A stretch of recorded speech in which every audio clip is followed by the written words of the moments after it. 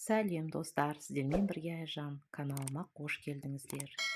Бүгін біз өзбектің шорпа тағамын дайындайтын боламыз. Ең алдымен ыдысымызға суымызды құйып аламыз, етімізді саламыз, бетін жауып қайнағанша.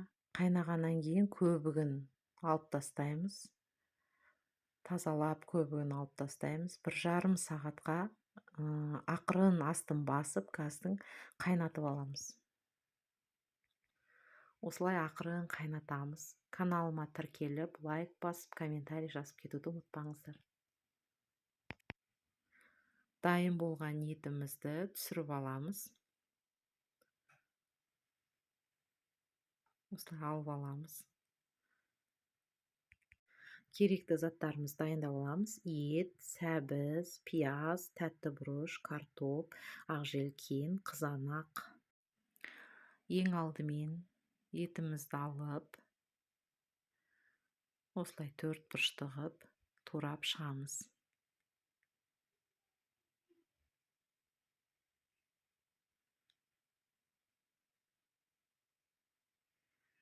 Келесі пиязымызды аламыз да 4 бұрышты тураймыз.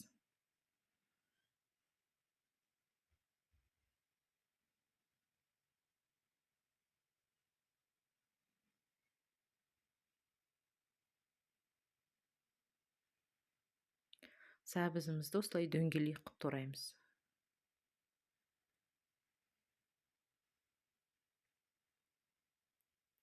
Келесі тәтті бұрышымызда кішкене үлкенірек 4 бұрышты қылып тураймыз.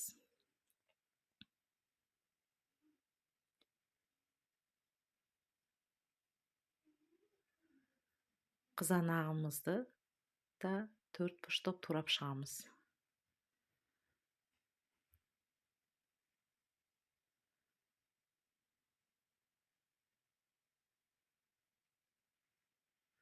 Картопымызды осылай тураймыз. Барлық затымызды ең бірінші турап аламыз.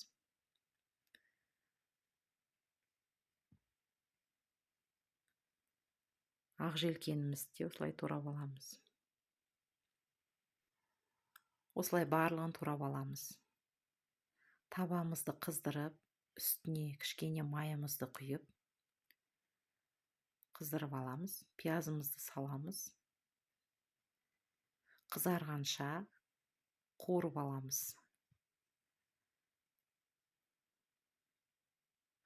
Үстіне сәбізімізді салып, 1-2 минут қуырып аламыз.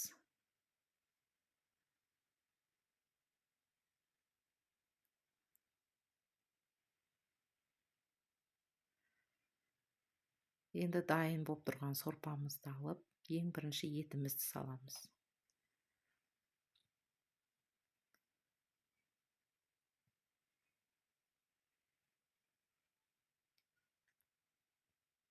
Үстіне жаңа қуырып алған пиязымыз бен сәбізімізді осылай саламыз. Араластырып қоямыз.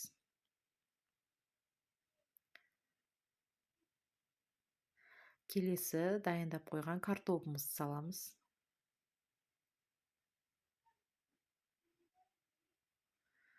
Қызанағымызды саламыз. Тәтті бұрышымызды саламыз. Араластырып аламыз. Бетін жауып 20 минутқа қайнатамыз. Дәміне қарай тұз, қара бұрыш, паприка саламыз.